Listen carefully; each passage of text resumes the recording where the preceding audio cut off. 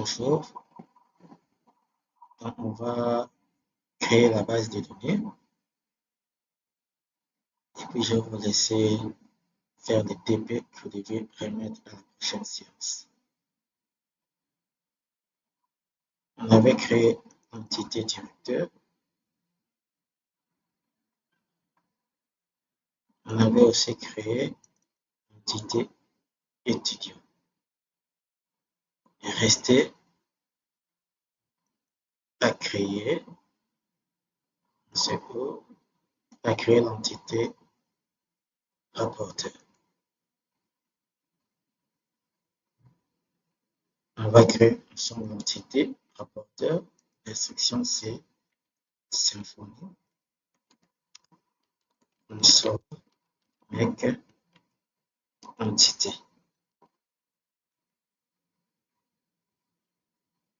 Le nom de l'entité, c'est rapporteur. On n'a pas besoin de X-typo, on dit non.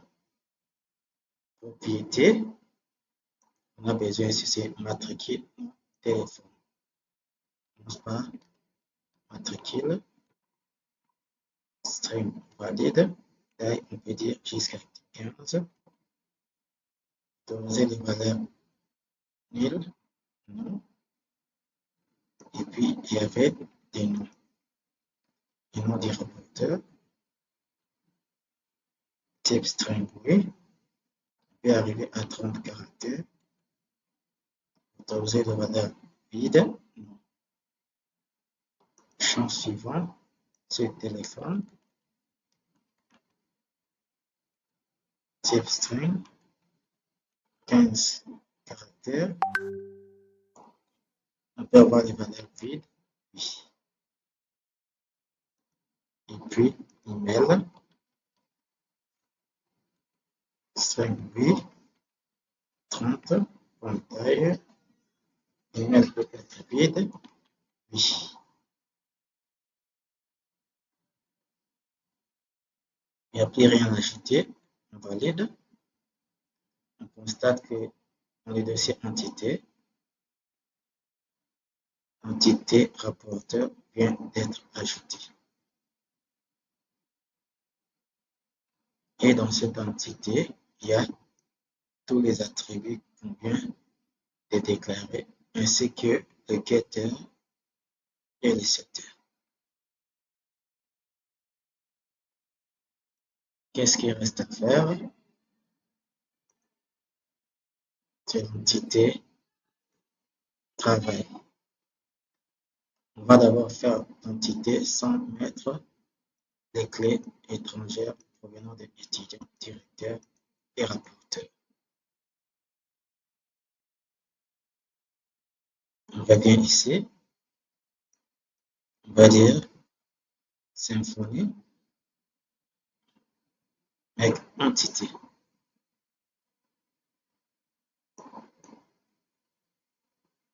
On patiente. Le nom de l'entité, c'est travail. Pas de turbo comme XTB. Comme champ, on a des codes type string oui. On peut arriver à 10 caractères. Obligatoire oui. Champ suivant, sujet. Le sujet, ça sera un peu long. On doit pas mettre string, un sujet de type test. Je dois vérifier si ça existe. L'interrogation pour afficher tous les types. On valide. Si on regarde, il y a un type texte. Donc, le sujet et le type texte. On valide. Vide, non.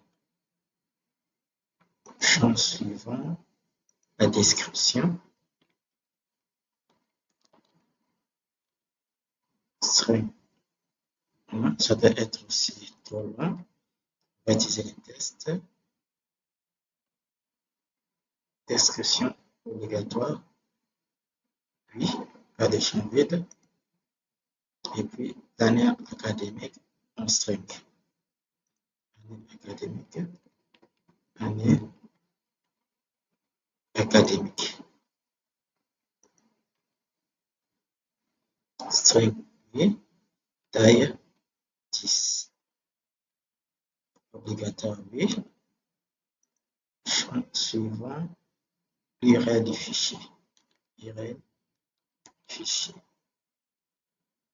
String, oui. Taille 255, oui. Obligatoire.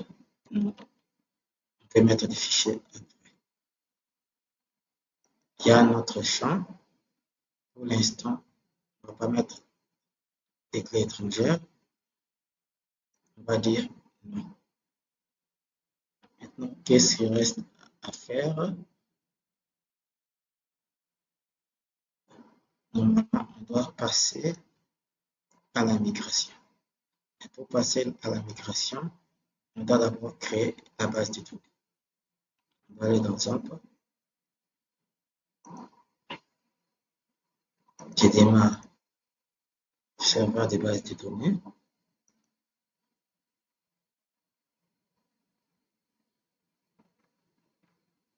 On vérifie la configuration qu'on avait fait dans le fichier .env. Qu'est-ce qu'on avait dit? Notre base de données. On va comme nom EasyDB, qui n'existe pas encore dans notre serveur de base de données. Avant de faire la migration, on va d'abord créer la base de données. On va dire Symfony console des points database des points create. On valide.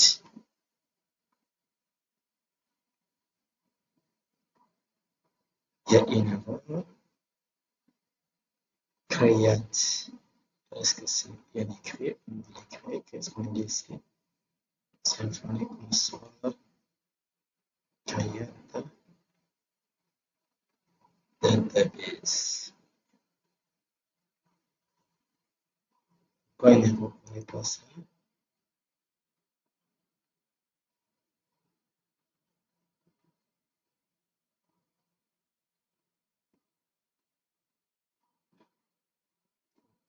Il ne reconnaît pas ça. Quelle instruction? Ici, on avait parlé de Symfony.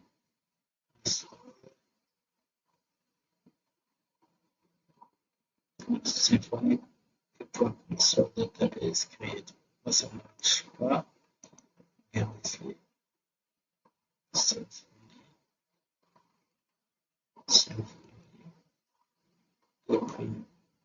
Database create.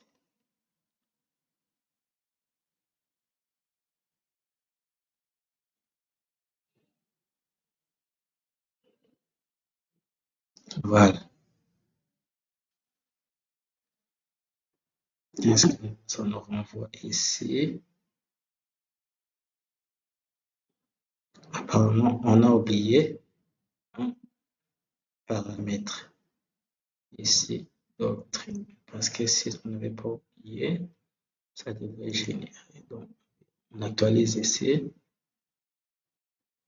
Et vous voyez que easy n'est pas créé.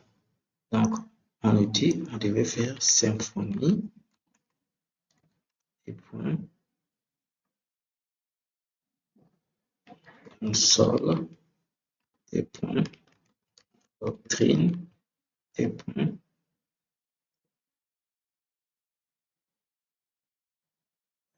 dans Symfony console et point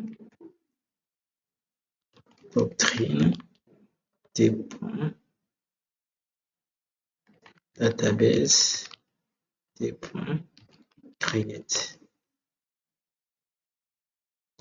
Pourquoi ça n'existe? Où est-ce que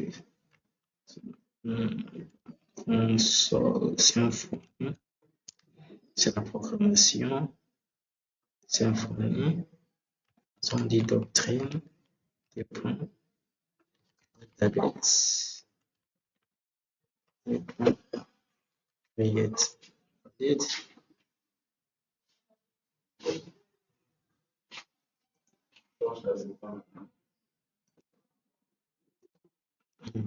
ça marche pas. Est-ce que j'avais enregistré ce fichier?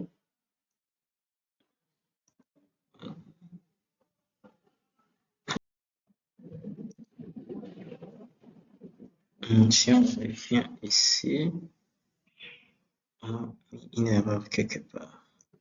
Donc l'erreur c'est où? C'est ces deux points ici. Donc, on devrait écrire Symfony, console, doctrine, deux points, database, deux points, create. Donc il faut faire très attention quand vous êtes en train d'écrire les instructions que Symfony doit exécuter. Donc, on doit maintenant valider. OK. La base vient d'être créée. On peut vérifier. On actualise. Nous avons EasyDB. Et pour l'instant, on n'a pas des tables. Si on revient ici, pour avoir des tables, on devait faire la migration. D'abord, on doit préparer des fichiers de migration. On va faire Symfony, console, avec des points, migration.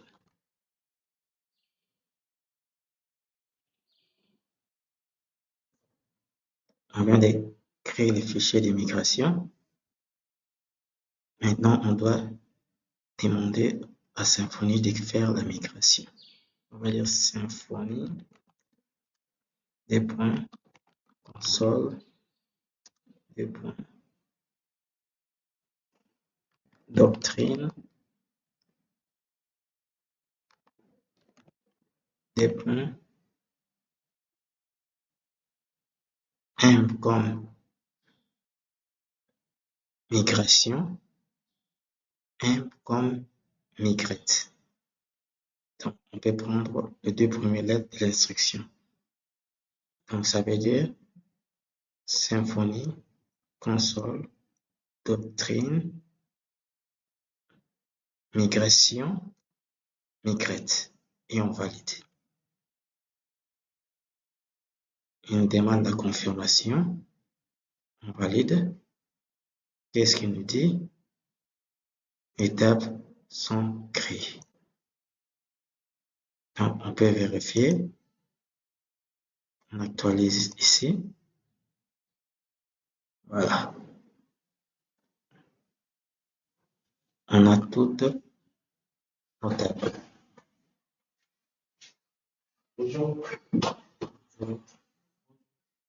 On a toutes les tables.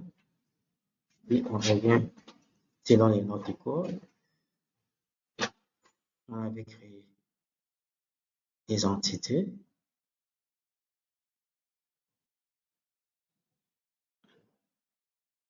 Et puis, à la fin, on avait préparé les fichiers des migrations. Et puis, pour terminer, on migre les entités vers la base de données pour se transformer en table. Mais la condition, il faut d'abord créer la base de données.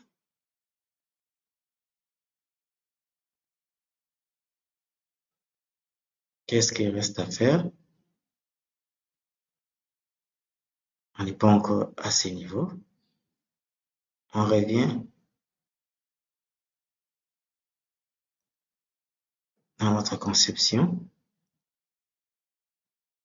On avait la relation entre étudiant et travail. Les deux entités étaient en relation, donc on doit relier ces deux entités. Donc, on doit faire la modification de l'entité travail. On vient ici. On va toujours utiliser la même instruction make entité. On va dire symphonie console make entité. Quelle est l'entité que nous voulons modifier? C'est l'entité travail en insérant une clé étrangère provenant d'un étudiant. C'est-à-dire ici, le nom de l'entité c'est travail. On valide. Quel est le nom de propriété que nous voulons ajouter dans travail? Donc, le nom de propriété, je préfère dire étudiant. Au lieu de dire, par exemple ici, c'était comme, au lieu de dire, donc ça, étudiant, ici, je préfère dire directeur, ici, je préfère dire rapporteur. Donc, si je reviens ici, le nom de propriété qu'on doit ajouter, c'est étudiant, qui représente une clé étrangère provenant de l'entité étudiant. Donc, c'est une relation qui n'est pas un string. On va dire ici, c'est quel type de champ qu'on va dire. Si on met point d'interrogation, on nous rappelle tout ce qui est comme type. Nous allons dire c'est du type relation. Type relation, pour dire que les deux entités, étudiant et travail, ont une relation entre les deux. Mais c'est quel type de relation? De travail vers entité, nous allons lire many travail vers un étudiant. Donc, un travail est écrit par un seul étudiant. Donc, on a many to one. Donc, ici, quel type de relation? C'est many to one. Et one, je crois, c'est bien écrit, many to one, many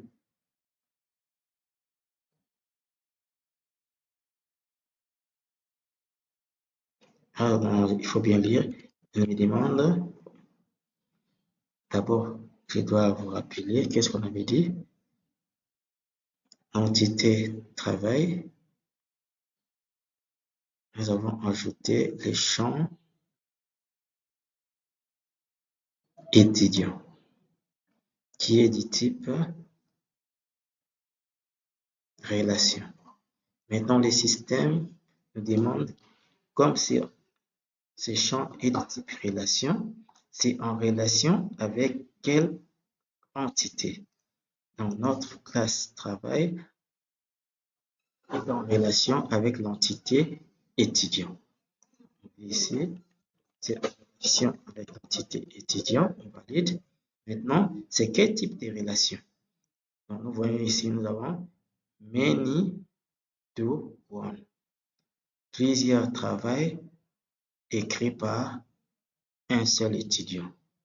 Donc, c'est many to one. Et on valide. Le système nous demande est-ce qu'il doit créer dans la table étudiant l'attribut étudiant qui n'autorise pas des valeurs nulles, qui peut avoir des valeurs nulles. on peut allouer des valeurs nulles. Donc, on peut prendre la valeur par défaut, oui. La deuxième question, il nous dit, il veut ajouter dans l'entité étudiant, donc c'est de mettre à jour l'entité étudiant, notre entité étudiant, il veut le mettre à jour en ajoutant un objet provenant de l'entité travail. Cet objet va nous permettre d'accéder à tous les travaux écrits par un étudiant. Donc, cela est rendu possible en créant une méthode nommée getTravai dans l'entité étudiant. Nous allons dire oui. Donc, on valide la réponse par défaut. Yes. Et en retour, le système nous dit, je veux ajouter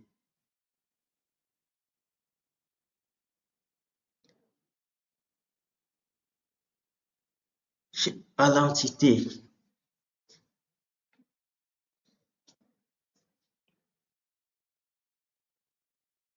pardon, donc, je vais ajouter à l'entité étudiant une collection de travail. Par contre, avant, dans étudiant, ici, on va avoir une collection de travail écrit par cet étudiant. Et par contre, ici, dans travail, on peut connaître quel étudiant qui a écrit ce travail. Donc, c'est ce qu'on avait fait avant. Donc, ici, à partir de l'étudiant, on peut récupérer des travaux. En sens inverse, on peut aussi partir de l'objet étudiant, avoir une collection de listes de travail. Donc, il nous propose que ce champ qui va nous permettre de récupérer tous les travaux écrits par l'étudiant dans l'entité étudiant soit nommé travail par défaut. Ici, on avait répondu par oui. Nous l'autorisons à créer un nouveau champ, une méthode dans étudiant qui va permettre de récupérer tous les travaux écrits par un étudiant. Maintenant, il dit comment il doit nommer cette méthode. Par défaut, il nous propose travail avec S. Si nous acceptons ces noms, on valide, sinon on peut changer. Donc, je préfère garder la valeur par défaut proposée. On valide. Et qu'est-ce qu'on constate? Il nous confirme qu'il vient de modifier à la fois travail et étudiant. Si nous revenons dans travail, qu'est-ce qu'on va constater? Dans travail, il vient d'ajouter ici la relation mean-to-one vers l'entité étudiant. Par contre, si on remonte vers étudiant, qu'est-ce qu'on va constater ici? Il ajoute une collection de travail. Donc, à partir d'un étudiant, on peut voir tous les travaux qu'il a écrits. Mais ici, si on connaît un travail, c'était quoi? C'était où? On connaît le travail. On peut remonter vers son auteur qui est l'étudiant. Donc, l'entité étudiant et travail avait pour relation que vous appelez en mérise la relation de type père et fils. Donc, le père, c'est l'étudiant, le fils, c'est le travail, qui se traduit en IML par une relation many to one. Si vous avez bien compris, je vous laisse compléter les 2 clés étrangères restantes dans la table de travail. Et à la prochaine séance, je vais vérifier si vous avez bien fait et je vais coter. Donc, on peut s'arrêter ici.